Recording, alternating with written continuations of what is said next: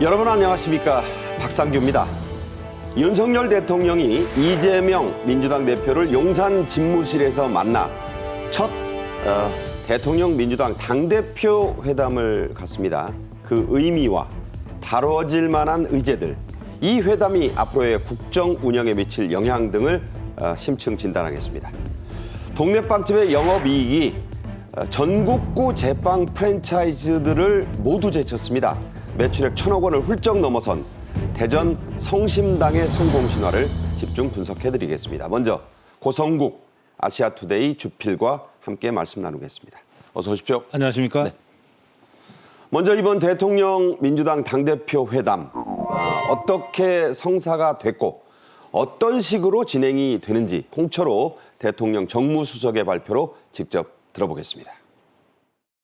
이재명 대표로부터 많은 이야기를 듣고 싶다는 윤석열 대통령의 뜻과 의제 합의 여부와 상관없이 신속히 만나겠다는 이재명 당대표의 뜻에 따라 오는 29일 월요일 오후 2시 대통령실에서 차담 회동을 진행하기로 합의하였습니다. 일단 발표된 회담 시간은 1시간입니다. 하지만 그 내용과 상황에 따라 길어질 수도 있다고 발표가 됐습니다.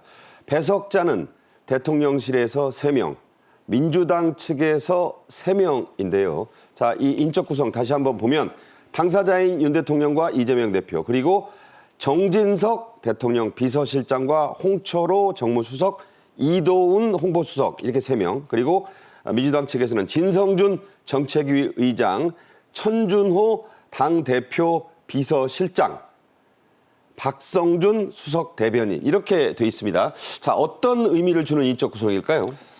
네, 저 인적 구성은 어느 정도 불가피해요. 왜냐하면 당의 조직과 대통령실의 조직이 다르잖아요. 근데 대통령실은 국가외교 안보는 안보실장이 따로 있고, 그다음에 경제사회정책은 정책실장이 따로 있는데, 당은 정책위 의장이 그걸 다 총괄하잖아요. 그렇죠.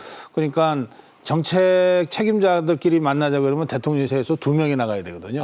그게 좀 부적절한 부분이 있죠. 예. 그래서 대변인하고 비서실장하고 정책 책임자하고 사실은 모든 정책의 정무적 판단을 하는 게 정무수석이거든요. 예, 그렇게 해서 급을 맞춘 것 같아요. 네.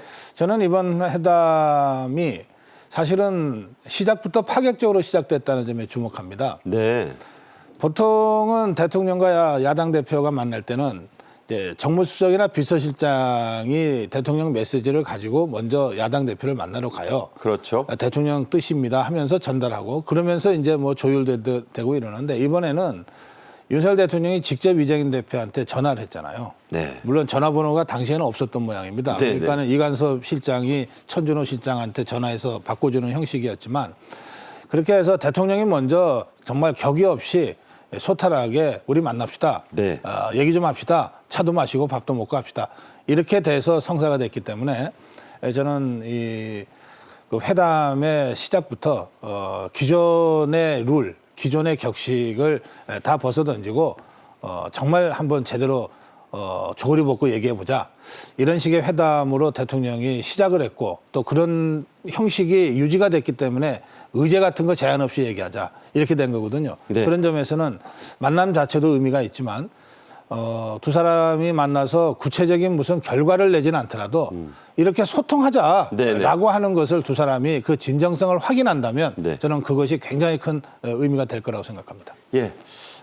현재로서는 공동 합의문이나 또 합동 브리핑은 예정돼 있지 않습니다. 각자 회담을 끝나고 돌아가서 브리핑을 할 것으로 예상이 되는데요. 자, 의제가 제한이 없다라고 이미 발표가 됐습니다만, 하지만 민주당 측은 리스트가 있어요. 자, 예상되는 어젠다 어떤 것들이 있습니까? 예, 보도에 따르면은 이재명 대표는 그 최상병 특검, 그것을 비롯한 여러 가지 특검이라든지 또는 대통령이 제의 요구권, 이제 이른바 거부권을 행사한 네. 부분과 관련된 이야기를 할 거라는 것이 이제 한 묶음이고요. 또 하나는 이제 총선 때 이재명 대표와 더불어민주당의 대표 공약이었던 25만 원 민생지원금. 네. 이것을 어떻게든 좀 정부가 안 하면 못 하는 거니까. 추경도 관련돼 있죠. 예, 그렇습니다. 그래서 추경을 편성하려면 정부가 그걸 편성을 해줘야 되는 거거든요.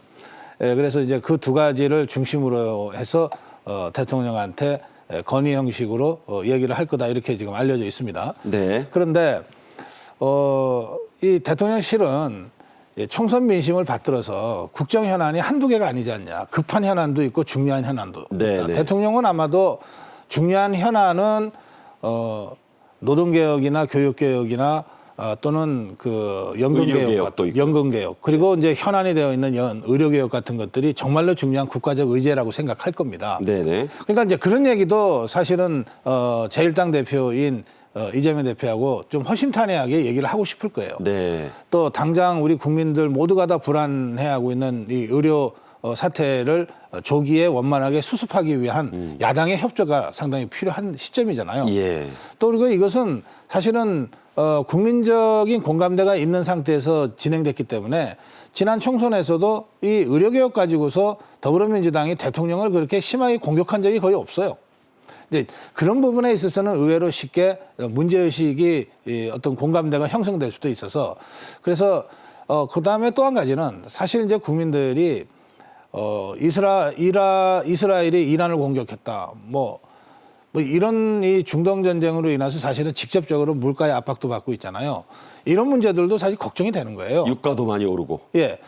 그러니까 그런 전반적인 얘기, 국내적인 상황, 국제정세 얘기, 물가 얘기, 뭐 그리고 현안이 되어 있는 정치적인 얘기 이런 것들 전부를 다 대통령과 제1야당 대표가 인식을 공유한다. 합의는 못 하더라도 네네. 그런 대화의 장이 됐으면 좋겠다. 그런 어떤 기대를 가지고 아마 보고 있을 겁니다. 네. 인식의 공유, 소통의 첫걸음 이런 의미를 강조를 해 주셨어요. 세간의 주목을 끌고 있는 게 윤석열 대통령이 과연 이재명 대표와 이 3+3 기본 틀의 회담 말고 단독회담, 이른바 독대를 할 것이냐의 여부입니다. 여러 얘기가 나오고 있어요. 용산 집무실 창가에서 저번에 한동훈 전 비대위원장처럼 그렇게 두 분이 이렇게 구수회의를 하는 형식이 될지 따로 방으로 안내해서 얘기를 나눌지 물론 그것이 언제가 될지 자 어떻게 보십니까? 예, 이른바 독대에 대한 관심들이 있으신데 이건 조금 양상이 다릅니다. 예전에는 대통령과 여야 대표들이 함께 모여서 만나는 그런 회동 자리가 있었어요.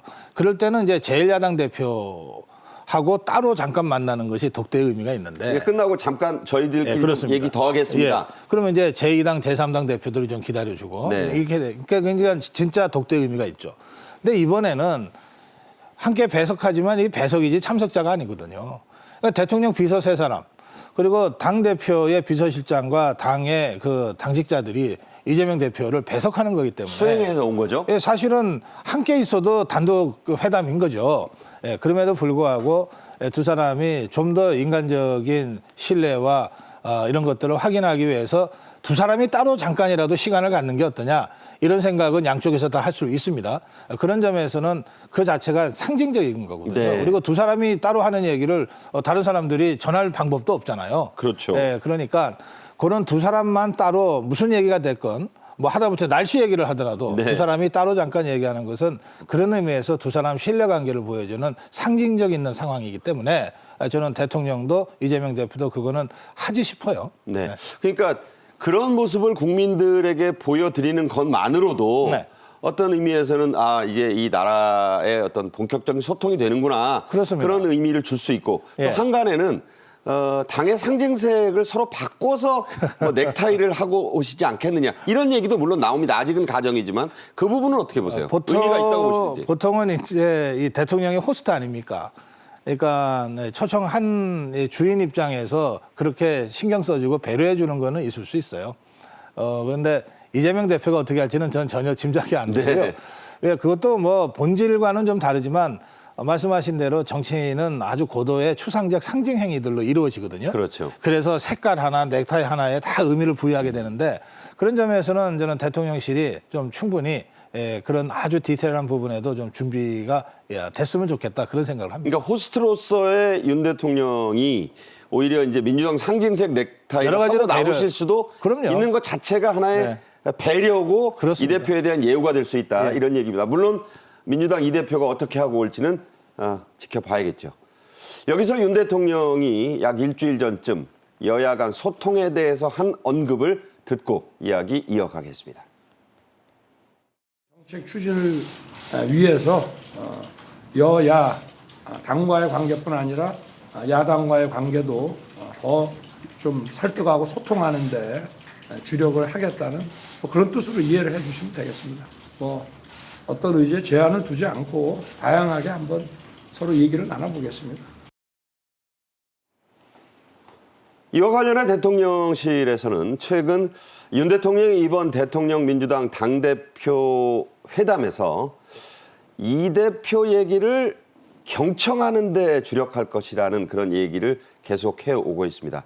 자, 우선 듣는 데 주력하겠다. 그 의미를 어떻게 보시는지요? 네, 소통은 경청에서 시작된다. 이거는 뭐 모든 사람들이 다 얘기하는 것 아닙니까?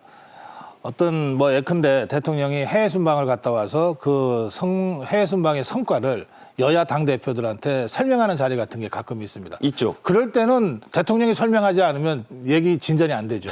그래서 이제 대통령이 주로 설명을 하게 되는데 이번 경우에는 정말 현안 국정 전반에 대해서 서로 허심탄회하게 얘기해 봅시다 이거 아닙니까? 그러면 대통령이 먼저 듣는 건 너무나 당연하다고 생각합니다. 그리고 2년 동안 만나지도 않았다가 처음 만나는 자리이니만큼 이재명 대표가 하고 싶은 얘기가 굉장히 많을 거예요.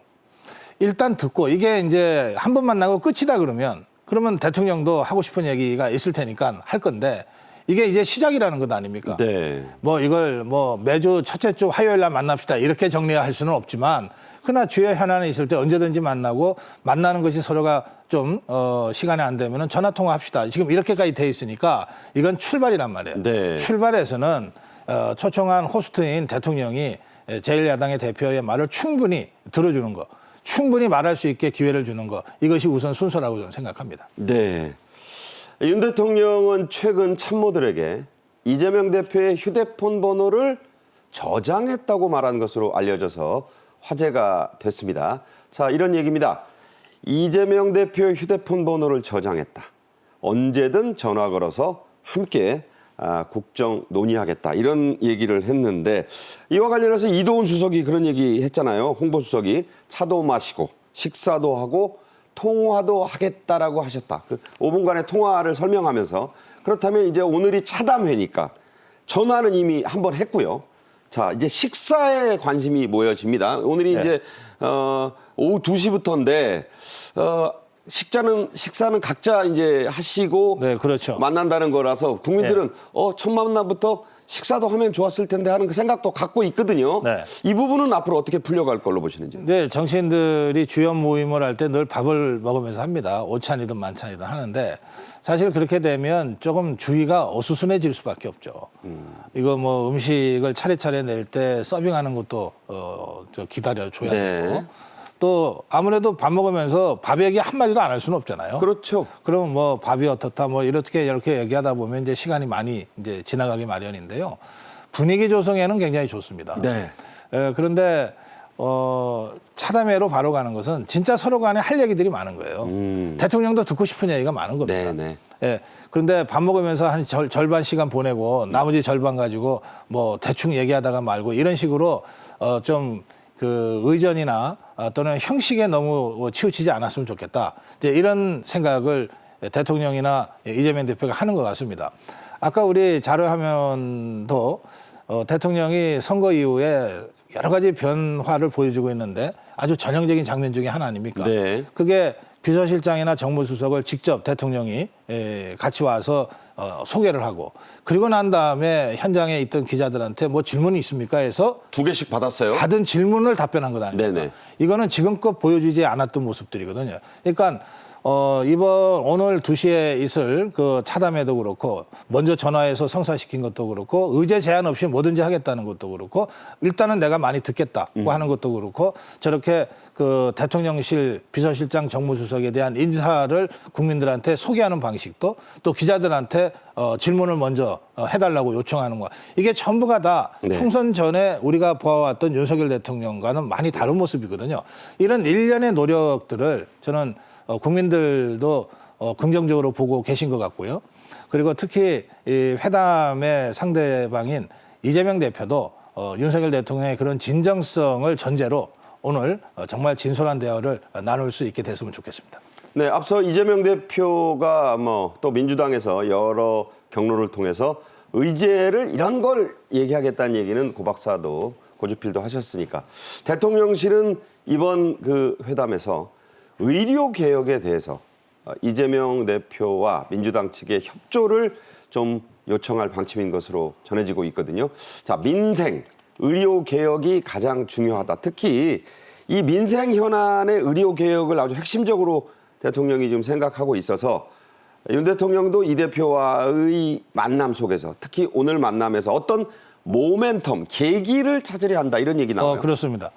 어느 국정 현안이 중요하지 않은 게 있겠습니까? 그러나 국가의 자원은 제한돼 있기 때문에 어쩔 수 없이 여러 중요한 국정 의제들을 경중 완급에 따라서 좀 우선순위를 배치할 수밖에 없거든요. 네. 그럴 때 경중 완급에서 제일 먼저 처리해야 될 것은 급한 일이라는 거예요. 네. 그 다음에 중한 일. 이제 이런 순서로 되게 그 정리를 하는데 이 의료 개혁은 중한 일이면서 급한 일입니다. 지금 당장 우리 국민 전체가 다 여러 가지 형태로 걱정을 하고 있고 그리고 또 실제로 일부 국민이지만 이 의료 사태로 인해서 피해를 보고 있고 그런 상태니까 그리고 이것은 우리 국민들의 생명과 직결되는 문제이기 때문에 굉장히 급한 일이고 굉장히 중요한 일이거든요. 그런데 이 의료 사태와 관련해서 그 지금 의료계 쪽에서 아주 완강하게 정부의 그 기존 의료개혁 입장에 대한 백지화를 지금 선행 조건으로 내걸고 있기 때문에 그렇죠. 진전이 없어요. 네네. 그런데 저는 더불어민주당도 이 의료개혁의 총론에 대해서는 공감하고 있다고 생각하거든요. 그렇죠. 그리고 강론으로 들어가도 이 의대 정원을 증원하는 문제라든지 하는 여러 가지 부분에 있어서 윤석열 정부와 크게 다른 거를 제가 못 찾았어요. 네. 그러니까 총선에서도 아까도 잠깐 말씀드렸지만 이 의료개혁과 관련된 더불어민주당의 윤석열 대통령과 정부에 대한 공격이 그렇게 강하게 있지 않았거든요. 네. 이제 그렇다면 상당한 공감대가 있으리라고 제가 짐작하는 거죠. 네. 그리고 이게 국민적으로 가장 급한 현안이기도 한 거죠. 그러니까 이 문제와 관련해서 지금 정부와 의료계 간의 이 팽팽한 이 대치 국면에서 제1당, 제1야당이 전체적으로 윤석열 정부의 의료개혁에 공감을 표하면서 함께 어떻게든 풀어갑시다로 하는 순간 이 의료계의 완강한 고집스러운 이 태도가 누그러질 수밖에 없잖아요. 그런 방식의 어떤 전환점이 오늘 회동을 통해서 만들어졌으면 좋겠다. 이거는 대통령과 정부 입장에서는 충분히 기대할 수 있는 그런 사안이라고 저는 생각합니다. 네. 회담 결과를 온 국민이 주시하고 있습니다. 역대 이 대통령과 야당 대표들의 회담이 가장 많이 열린 때는 노태우 정부 때였습니다. 당시 모습 영상으로 보시죠. 국회 개원에 앞서 5월 28일 노태우 대통령은 평민당의 김대중 총재와 민주당의 김영삼 총재, 공화당의 김종필 총재 등 야권 지도자들을 청와대로 초청해 약 4시간에 걸쳐 국정전반에 관한 의견을 나누었습니다.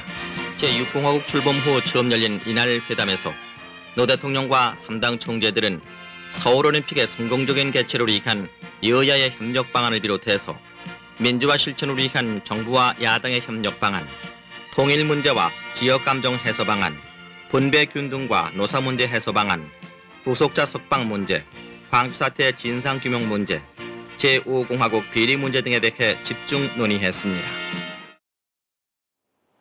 네. 지금은 모두 고인이 되신 분들을 영상으로 보셨습니다. 가장 성공한 대통령과 야당 대표 회담으로는 김대중 대통령과 이회창 당시 한나라당 총재가 무려 7번을 만났는데 의약 분업의 합의를 이끌어낸 사례가 손가락에 꼽힙니다. 그때의 성공 비결 어디 있었다고 보세요? 예. 그 조금 전 자료 화면은 이제 일로 삼김 시대의 그 아주 그 상징적인 사진인데 이게요 처음으로 여소야대가 된 전국이에요. 그랬죠. 그때 그 말이 나왔죠. 예. 그러니까 그 전까지는 늘 정부가 다수당인 상황이었으니까 굳이 야당의 협조를 구하지 않아도 밀고 갈 힘이 있었는데 이제 여소야대가 되면서 야당이 협조하지 않으면 할 수 있는 게 하나도 없는 상황이 돼버렸어요. 네. 그러니까 저 일로 삼김 시대에 그 당시에는 다 대통령이 그 당 그 총재를 겸하고 있을 때니까 영소회담이라는 단어를 자연스럽게 썼는데 그렇게 해서 이제 영소회담이 시작이 된 거고 조금 전 말씀하신 대로 김대중 대통령 때 이회창 총재도 어떤 형태로든 이 대화를 통해서 국정 현안을 풀어간 아주 성공적인 사례입니다. 네. 특히 이제 의료법 개정과 관련해서 그렇죠. 네. 그렇습니다. 그러니까 저게 이제 다 35년 전, 30년 전 일인데요. 그 당시에는 지금 돌이켜 생각하면 정치가 살아 있었다. 그렇군요. 그런 말씀을 한마디로 좀 정리해서 드릴 수 있겠어요. 네, 정치가 복원돼야 합니다. 한편 윤 대통령은 5월 중에 취임 2주년을 맞는 기자회견을 검토하고 있습니다. 이 기자회견 자유롭게 질문들을 받을 예정이다 이런 얘기가 나오고 있어요. 정말 기자회견이라는 본연의 모습을 찾겠다는 거죠? 네, 일각에서 도어스태핑도 복원 재개하자는 얘기도 있는 것 같습니다만. 네, 나옵니다 그 얘기도. 근데 그 부분은 여러 가지 좀 이 준비 상황이 좀 준비되지 않으면은 다시 바로 재개하기는 어려울 것 같고요. 지금 말씀하신 대로의 기자회견은 대국민 기자회견이죠. 그리고 여기에 이제 국민을 대표해서 언론사 기자들이 질문을 하고 그렇죠. 그것도 제한 없이 의제 제한 없이 네네. 이렇게 답변을 하는 형식이고요. 그런가 하면 이제 국정 현안은 계속 터지잖아요. 그렇죠. 그럴 경우에는 지난번에 정무수석하고 비서실장 인선하면서 현안 관련 질문을 받았잖아요. 그렇습니다. 그런 식의 현안과 관련된 대통령의 직접 설명, 직접 브리핑도 앞으로 자주 하겠다는 거거든요. 네네. 그러니까 윤석열 대통령이 우선 언론과의 그 소통 방식을 완전히 그야말로 전향적으로 바꾸겠다는 네. 것이고요. 언론과의 소통만 전향적으로 바꾸는 게 아니라 여당하고의 당정대 소통 관계 그리고 더 나아가서 야당과의 소통 관계를 네네. 전면적으로 좀 전향적으로 바꾸겠다는 것이니까요. 앞으로 윤석열 대통령의 이런 변화된 국정 운영 방식을 좀 지켜보고 기대해도 좋을 것 같습니다. 네, 다음 주제로 가겠습니다. 5월부터 업무를 시작하는 임현택 의협 차기 회장이 4월 28일에 열린 대의원 회의에서 그야말로 초강경 발언을 쏟아냈습니다. 계속해서 이 발언이 나오는데 어제는 또 강도가 아주 높았습니다. 정부는 정책을 백지화해야 다시 원점에서 논의할 수 있다. 심각한 현재의 여건을 깨닫고 국민과 의료계에 진정한 사과를 해야 한다. 어떻게 봐야 됩니까?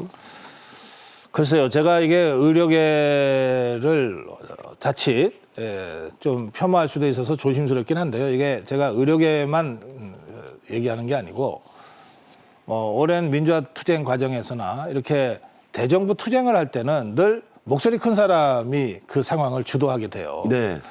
그러니까 이면택 그러니까 의협 당선자 지금 차기 회장이에요. 차기 회장의 경우에도 이 의료 사태로 정부와 의료계가 이게 대치된 상황에서 선출됐잖아요. 그러니까 아무래도 의료계의 아주 강경한 목소리를 대변해서 저렇게 발언할 수밖에 없는 나름의 어떤 불가피한 상황이 있을 거라고 생각하지만 네. 그러나 우리가 명심해야 될 것은 의료계가 됐건 정부가 됐건 또는 야당이 됐건 또는 또 다른 이익 집단이 됐건 어디까지나 그들이 내는 메시지는 상대방을 향해서 주지만 동시에 국민을 향해서 가는 메시지입니다. 네. 근데 이제 국민들 입장에서는 뭐 정부와 생각이 다르면은 투쟁할 수 있죠. 그럴 경우에도 금도는 지켜가면서 했으면 좋겠다. 금도. 예. 네. 이게 뭐 이 사용하는 용어들이 아주 그 좀 비속어 수준의 용어들을 사용하면 듣는 국민들이 불편해져요. 네. 예. 그런 점들을 제가 의협 차기 지도부에게 좀 주문하고 싶고요. 특히 그 일부 의협 관계자들이 뭐 무슨 연예 기획사들은 이렇게 돈을 많이 버는데 네. 우리가 얘기- 돈 좀 많이 버는 게 어떠냐? 조금 이따 나옵니다. 예, 그러세요. 자, 또 다른 뇌관에 불이 붙고 있습니다. 의대 교수들이 주 1회 휴무를 선언한 건데요. 정부는 유감을 표명하면서 1대1 대화의 문도 열려 있다. 대화하자. 이렇게 지금 얘기하고 있습니다. 직접 들어보시죠. 2달이 넘도록 전공의들이 의료 현장을 비우고 있는 상황에서 의대 교수 단체가 주 1회 휴진과 사직 입장을 밝힌 데 대해 유감스럽게 생각합니다. 의대 교수들께서는 환자와 사회 각계의 호소를 외면하지 말고 환자의 곁을 계속 지켜주실 것을 당부드립니다. 네, 어쨌든 대화의 문을 열어놓고 오늘 차담 회의에서도 이 얘기가 나오겠지만요. 대화하자. 1대1 대화도 가능하다. 이런 자세 전환을 촉구하고 있습니다. 정부는 의사들의 반발 때문에 내년 의대 정원 결정을 마냥 늦출 수는 없다는 입장입니다. 교육계는 내년도 전국 의대 모집 정원이 1,500명에서 1,700명 사이에 어떤 숫자가 될 것이다. 이렇게 지금 관측하고 있어요. 네, 정부가 애초에 제시했던 그 증원안은 2,000명이죠. 그런데 국립대 6개 거점 의대의 건의를 수용해서 이 대학이 자율적으로 증원하는 숫자의 50%에서 100% 안에서 결정할 수 있도록 자율권을 줬습니다. 그렇죠. 그렇게 되니까 이제 대학마다 이미 배당을 받았잖아요. 그 배당을 받은 것을 100% 우리는 받아들이겠다 그러면 100%가 되는 거고, 네. 우리 사정상 한 50%만 받겠다 그러면은 이제 절반만 증원되는 겁니다. 그렇습니다. 그래서 지금 그 입장들이 나오고 있어요. 40개 의대 중에서 서울에 있는 의대는 이번에 증원 대상에서 제외됐습니다. 그렇습니다. 그래서 서울 바깥에 있는 32개 의대가 증원을 배정받았는데 그중에 15개 의대가 우리는 이렇게 하겠습니다라고 이제 최종적으로 입장을 낸 게 있어요. 이미 나왔어요. 그걸 보면 대개 1,500명에서 1,700명 정도의 증원이 될 것 같아요. 그러니까 2,000명에서 3,400명 줄어드는 거죠? 줄어들었습니다. 그러니까 그만큼 그 대학이 자율적으로 덜 받겠다고 한 거예요. 네네. 그런데 지금 입장 표명하지 않고 있는 대다수 대학은 사립대학인데 사립대학은 100% 우리가 증원하겠다 이런 입장으로 알려져 있어요. 지역 미니 의대들. 네, 그건 이제 조금 더 지켜봐야 되겠습니다만. 네네. 그러나 대체로 1,500명에서 1,700명 정도로 내년도 입시 요강에 이제 결정이 될 것 같거든요. 그럼 이게 정부가 일방적으로 강요하는 거 아니잖아요. 의대의 자율적인 이 권한을 달라고 하는 건의를 정부가 수용해서 이렇게 나온 거라고 하면 이것 또한 의료계의 일종의 공론이거든요. 그렇죠. 이런 점들까지를 감안해서 의협이 또 전공의가 이후에 활동 방향을 좀 정했으면 좋겠습니다. 네. 오늘 용산에서의 차담 회담에서도 좋은 결과가 나오고 의사들도 좀 양보해서 정부와 환자들을 위한 결정이 내려지기를 기대해 봅니다. 고성국 아시아투데이 주필과는 여기서 인사드리겠습니다. 네, 고맙습니다. 한 지방 빵집의 연간 영업이익이 전국적인 제빵 프랜차이즈들을 모두 이겼습니다. 1년 매출액도 무려 1,000억 원을 훌쩍 넘어섰는데요. 그 비결과 갖가지 사연들을 자세히 알아보겠습니다. 먼저 영상으로 보겠습니다.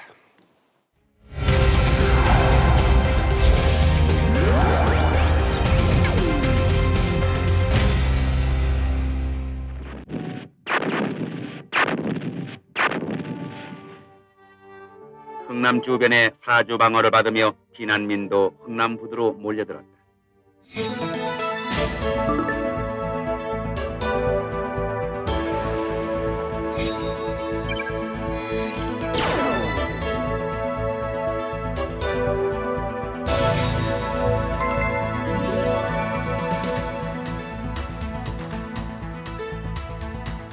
제가 대전에 있고 대전에서 그래서 유명한 게 성심당이니까 또 맛있기도 하고 그래서 샀습니다.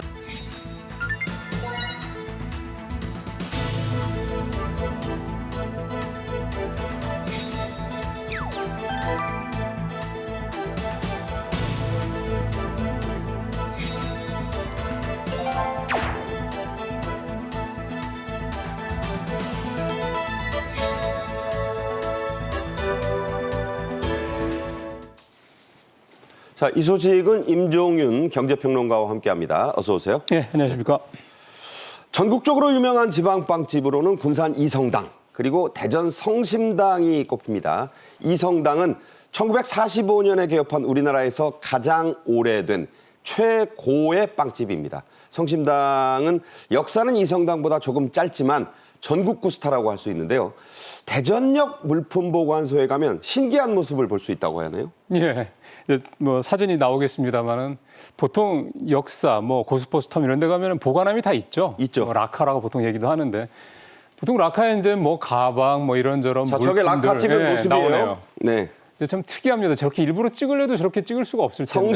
성심당입니다. 네. 빵들이 다 계속 들어 있습니다. 밖에서 볼 수가 또 있어요. 예, 한두 군데 들어갈 수 있죠. 근데 저렇게 층층이 열마다 다 저렇게 빵이 보관돼 있는 것도 참 보기 힘든 건데요. 그러니까 내리자마자 그 네. 성심당 대전역점에 줄 서서 저 빵을 사서 넣어놓는답니다. 네. 대전역에서 성심당까지 거리가 한 1km 됩니다. 걸어서 한 15분 정도 남짓되는 거리인데 그러니까 아침 일찍 와서 사람들 몰리기 전에 빵 사서 성심당에서 그리고 이제 바로 이제 역에다 갖다 보관하고 그리고 이제 볼일들 보시는 이제 그런 사이클들이 갈 때 이제 네. 저기서 내서 찾아서 가는 서울이든 거죠. 자기 집으로 가지고 그런 간다. 거죠. 요게 재미있는 사이클이 되고 있다고 합니다. 자, 이런 대단한 인기 수치로도 입증이 됐다고 하는데 어느 정도입니까? 그러니까 우리가 흔히 아는 프랜차이즈 빵집들은 매출이 조 단위죠. 뭐 2, 3조 되는데 지금 표에서 보시는 것처럼 성심당은 단일 브랜드입니다. 그리고 빵집이 직영점 10개밖에 없거든요. 그것도 대전에. 근데 이 회사가 작년에 올린 금액이 1,243억 원. 그러니까 10개 빵집 땅 따져보면 한 빵집에서 100억 이상씩. 그러니까요. 네. 엄청난 겁니다. 사실은 저건 우리나라에서도 전례를 찾아보기가 힘든 그런 구조고요. 1년 전에 비해서 52%나 매출이 증가했으니까 이것도 사실은 요즘 뭐 경기 부진이다 뭐 얘기합니다만 그런 상황에서도 불구하고 굉장히 매출도 많이 늘어난 아주 특이한 케이스다 이렇게 봐야 될 것 같습니다. 영업이익이 놀라워서 지금 관심이 되고 있어요. 영업이익이 아주 대단하죠? 315억. 이것도 역시 한 50% 전년 대비 증가한 건데요. 영업이익률을 따지면 25%거든요. 그러니까 영업이익률이 엄청나게 높은 그런 이제 회사다 볼 수 있는데 제가 좀 자료 조사를 해보니까 1위가 성심당이고 2위가 부산에 있는 옵스빵집, 군산 이성당 3위 이렇게 등등등인데 2위부터 4위까지 빵집 다 합쳐도 이성당이 이 성심당이 더 많았습니다. 네, 그 얘기는 잠시 후에 또 자세히 예. 하겠습니다. 자, 이 성심당의 창업 스토리는 앞서 잠깐 보셨던 전쟁에 그 관련된 영화, 6.25 영화나 네. 드라마 같습니다. 매우 극적, 드라마틱하다는 건데, 자, 그 시작은 어땠습니까?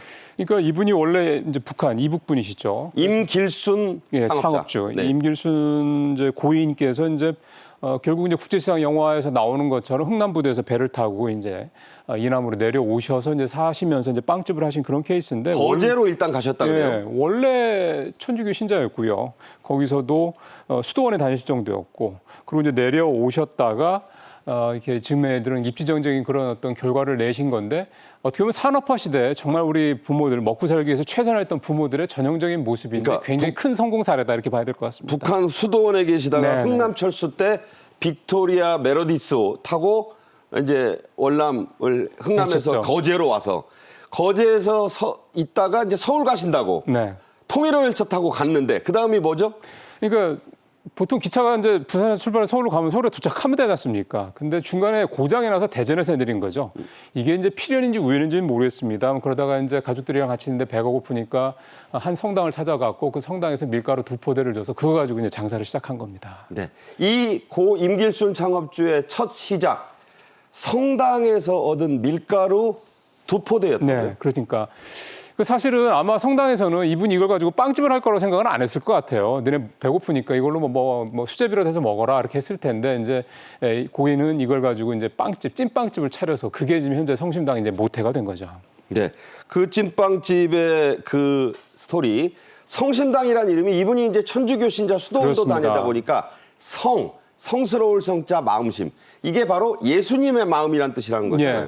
예. 그러니까 이분께서 이제 그 배를 타고 내려오실 때 마음을 먹었던 게 그겁니다. 하나님이 내 생명을 구해주신 거니 내가 이제 앞으로는 평생 이웃을 위해 살겠다 이런 결심을 하셨고 이제 빵집을 할 때도 이런 마음을 담아서 이름도 지금 앵커께서 말씀하신 대로 예수님의 마음이라는 성심당이라는 이름으로 지어서 그 이후에도 뭐 그의 이름에 걸맞는 그런 선행을 참 많이 하셨던 걸로 지역사에서는 이미 사실 유명했던 그런 가게이기도 했죠.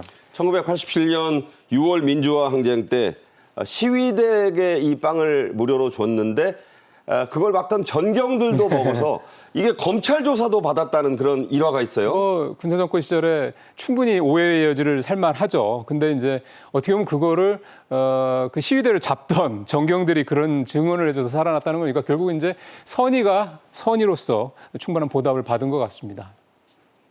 성심당의 경영 철학은 우리가 사랑한 빵집 성심당이란 책으로도 나와서 이 화제가 됐습니다. 의미심장한 그런 대목들이 많은데 좀 그중에 중요한 것들 소개해 주시죠. 예, 한 몇 가지만 보면요. 대전 떠나면 돈은 훨씬 많이 벌겠지만 본질을 잃을 수도 있다.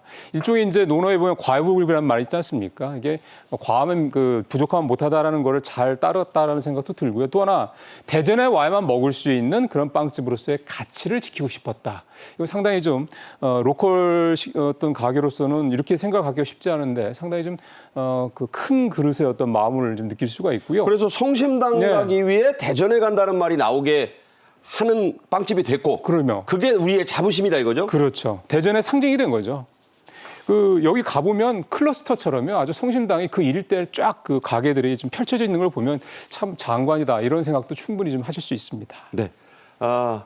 이 경영 철학 가운데 인상적인 게 창업 때부터 그날 만든 빵 그날 다 소진하는데 혹시 남으면 전부 사회복지시설로 보낸다고요? 그거는 예나 지금이나 똑같이 어떻게 보면 창업주의 원칙이었고 그 창업주의 원칙을 지금 2대인 그 아들 대표께서도 계속 유지를 해 나가고 있다. 결국 이제 그런 선행들이 지금에 와서 이런 결과로 좀 나왔다 이렇게 볼 수 있을 것 같습니다. 네. 성심당을 대표하는 빵, 튀김 소보로 빵입니다. 네. 저도 좀 먹어봤어요. 최근에는 이 튀김 소보로 빵에 이어 이른바 과일 시루떡 생각하시면 돼요. 그 시리즈도 큰 인기라고요. 예, 튀김 소보로는 작년에만 거의 1억 개까지 팔린 성심당의 시그니처 메뉴인데요. 지금 말씀하신 시루 케이크, 딸기 시루 케이크인데 저겁니다. 딸기 시루. 보통은 케이크라고 그러면 이제 케이크에 과일, 딸기 같은 걸 어느 정도 넣는다 이런 개념인데 여기는 어떻게 보면 딸기에다가 케이크를 집어넣었다. 이게 거의 역발상적인 그런 제품이라고 볼 수 있겠습니다. 딸기 반 시루 반이에요. 예, 무게가 2.3kg 나가고요. 가격도 물론 4만 원대 초반이긴 한데 호텔에서 이 정도 하려면 10만 원 훨씬 넘길 거고요. 그렇죠. 사실 프랜차이즈 빵집 케이크도 3만 원대 중반 보통이거든요. 근데 사이즈도 작죠. 그러니까 그런 걸 볼 때는 성심당의 이 딸기 시루는 가성비뿐만 아니라 가심비까지 잡았다 이런 평가를 그래서 받는 것 같고요. 저 망고 시루도요. 망고가 참 많더라고요. 저도 사보니까. 그러니까 이 시루 시리즈라는 게 결국은 가성비, 가심비를 모두 잡는 아주 재료를 아끼지 않고 대량으로 투입하는 그런 제품이니까 소비자들 입장에서 봤을 때는 고맙죠. 요즘에 그런 물건 찾기 힘들지 않습니까? 네. 이 성심당의 명성은 이번에 프로야구계, 특히 미국 프로야구계로도 확산이 됐습니다. 무슨 얘기냐? 대전 하나로 돌아온 류현진 투수가 우리나라를 찾은 메이저리그 시절의 옛 스승에게 이 성심당 빵을 봉투에 가득 담아 선물을 해서 봉투가 무려 2개입니다. 화제가 됐어요. 그 모습 직접 보겠습니다. 제가 대전에 있고 대전에서 그래서 유명한 게 성심당이니까 또 맛있기도 하고 그래서 샀습니다. 뜻깊은 것 같고요. 한국에서도 이런 메이저리그 경기를 할 수 있다는 것만으로도 너무 영광스러운 것 같고 너무 기쁜 것 같아요. 네, 류현진은 LA 다저스 시절의 감독. 이번에 메이저리그 개막전 때 왔어요. 샌디에고하고 경기하러. 예. 그 로버츠 감독에게 말씀드린 대로 큰 봉투로 2개나 선물했습니다.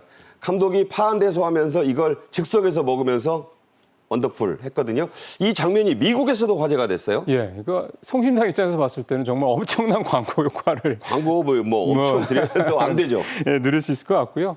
사실 이제 미국에 진출해 있는 국내 프랜차이즈 빵집들도 있고요. 반응도 괜찮다고 그럽니다. 여러 가지 고민을 했겠습니다만 어떻게 보면 좀 유현진 선수 말대로 대전에서 유명한 빵, 자기가 자부할 수 있는 빵이라는 걸 그래서 자기가 좋아하는 감독에게 선물했다 이럴 것 같습니다. 네, 저거 보세요. 저 2개를 선물했더니 그냥 한 입에 배물고 맛있다고 그랬는데 네. 저거 광고로 찍으려면 얼마가 나오겠습니까? 그렇습니다. 예, 워낙 빵집이 잘 하다 보니 저런 또 의외의 망회 광고를 했어요. 네. 자, 이런 성심당이다 보니 작년 영업이익 쟁쟁한 전국구 제과 프랜차이즈 업체들을 모두 제쳤습니다. 네. 자, 참 놀라운 성과죠. 예, 매출을 기준으로 할 수는 사실은 없고요. 이게 프랜차이즈와 일반 단일 매장이 단일 빵집이니까. 근데 그러니까 영업이익이 상당히 이게 지금 이례적인 겁니다. 315억이 성심당이 작년 한 해 올린 거고. 전국에 3,800개, 거의 4,000개 가까운 가맹점을 갖고 있는 파리크라상은 199억밖에 안 됩니다. CJ 푸드빌도 214억밖에 안 되는 거고요.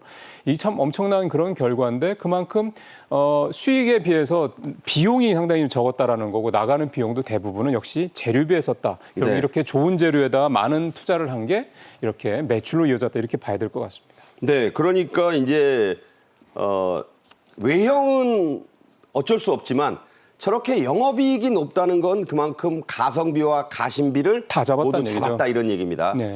이런 부분은요 평판에서도 확인이 되고 있어요.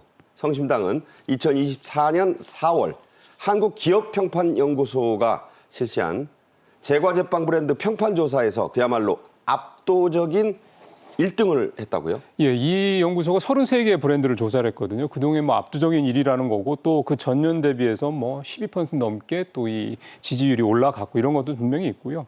2위 뚜레쥬르, 3위가 던킨 도넛이니까 여러분들 다 아실 법한 회사들입니다. 그러니까 저걸 제쳤다는 게 저도 네. 깜짝 놀랐어요. 예. 뚜레쥬르, 던킨은 세계적 업체인데 그 앞서도 잠깐 말씀드렸지만 파리바게트가 전국에 3,800개가 넘는 가맹점이 있으니 얼마나 여기저기서 볼 수 있겠습니까? 사실 브랜드가 그렇게 많이 보여야지 올라가는 건데 성심당은 불과 대전에 10개의 매장만 가지고도 이렇게 평가 1위로 올랐다라는 거니까 이게 브랜드 인지도라는 게 단순히 많다고만 올릴 수 있는 건 아닌 거고 결국은 어떤 좋은 결과물을, 좋은 제품을 가져오느냐, 사람들한테 어떤 선한 이미지를 주느냐 이런 게 또 이 브랜드 이미지 평가에도 굉장히 중요한 요소구나라는 걸 이번 평가를 통해서 좀 알 수 있을 것 같습니다.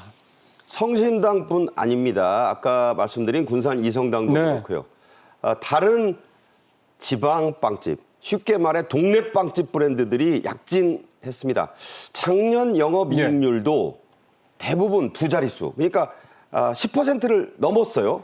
설명해 주시죠. 예, 보통 우리나라 제조업체들 영업이익률이 한 5% 정도 되고요. 프랜차이즈 업계가 한 10%, 15% 사이 됩니다. 뭐 치킨집들이 한 14% 된다고 하더군요. 근데 지금 보시는 것처럼 빵집들이 이게 프랜차이즈가 아님에도 불구하고 물론 성심당은 워낙 높고요. 25%나 되니까 이성당, 옵스도 10% 좀 넘는 그런 영업이익률을 기록을 하고 있습니다. 두 자릿수 영업이익률을 기록한다는 건 사실 쉬운 건 아닌데요. 저게 그냥 동네 빵집이에요. 옵스도 그러니까요. 그렇고. 네. 그런 거 요즘에 뭐 인건비, 재료비 다 올라갔다는 뭐 인플레가 굉장히 높다라는 얘기들 많이 하는데 그거에 비하면 상당히 좋은 성과를 이 지역 로컬 빵집들이 내고 있다 그런 건데 반면에 뭐 프랜차이즈 업계들은 상당히 좀 그거에 못 미치고 있는 상황인 거죠. 네, 성심당, 이성당, 부산 옵스 이 밖에도 뭐 우리가 말하는 동네 브랜드들이 네.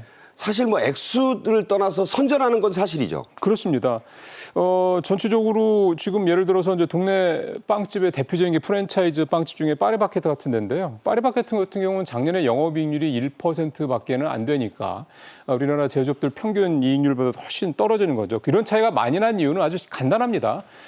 버는 것도 많이 벌지만 또 워낙에 많이 썼다라는 얘기가 되는 건데요. 대표적인 게 이제 판관비라고 보통 얘기하죠. 판매 관리비. 건데요.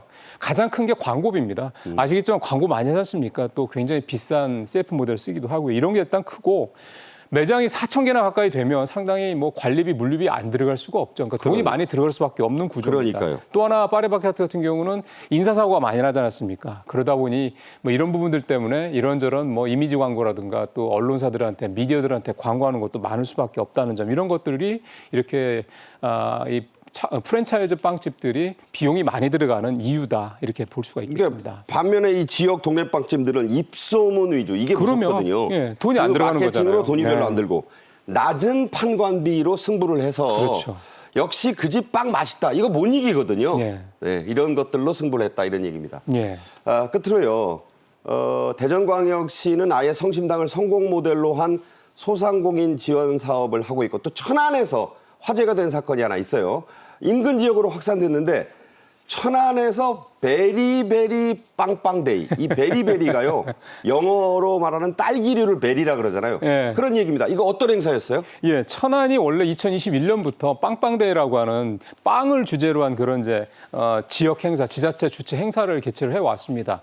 여기는 이를테면 대전 같은 경우는 성심당이라는 아주 상징적인 그런 큰 빵집이 하나 있다고 치면 천안은 한 60여 개가 넘는 그런 지역 빵집들이 단체로 집단으로 이제 이런 빵빵데이라고 하는 브랜드로 빵 재미있어요. 어떤 이벤트를 만들고 있는 거거든요. 딸기 네. 빵빵데이잖아요. 네. 그러니까 이게 어떻게 보면 지자체에서 이렇게 천안시에도 상당히 많은 지원을 하고 있고요. 지역의 어떤 명물, 지자체의 어떤 상징적인 어떤 이벤트 행사로서 키우려고 굉장히 노력을 많이 하고 있습니다. 여기에 이제 전국의 빵집 순례단들도 당연히 거쳐가는 그런 필수 코스로 이미 자리를 잡기도 했고요. 결국은 성심당 사례도 좋고 이런 천안시의 빵빵데이 같은 사례도 상당히 지역에 있는 우리 소상공인들이 뭔가 좀 용기를 내고 해볼 수 있는 뭔가 좀 성공을 해볼 수 있는 그런 좋은 어떤 계기로서 볼 수 있는 반면교사의 사례, 모범 사례가 될 수 있겠다. 이렇게 생각도 좀 됩니다. 이 빵지 순례단이 재밌는데 사실 이 빵 찾아서 뭐 빵순이란 말도 있는데 물론 여성분들뿐만이 아니고 네. 빵시기도 있습니다. 맞습니다. 이 저도 빵들은 빵시기고. 정말 맛으로 승부하는 것을 이길 수가 없다. 여기에 길이 있지 않을까 하는 생각도 해보게 됐습니다. 전적으로 공감합니다. 네. 네. 임종윤 경제평론가 말씀 나눴습니다. 고맙습니다. 예, 고맙습니다. 네. 월요일 생방송 정책인 이슈는 여기서 모두 마치겠습니다. 이 방송은요, KTV 유튜브 또 화요일 아침 6시 재방송에서 다시 보실 수 있으니까 많은 시청 부탁드립니다. 저는 내일 정오에 다시 찾아뵙겠습니다. 고맙습니다.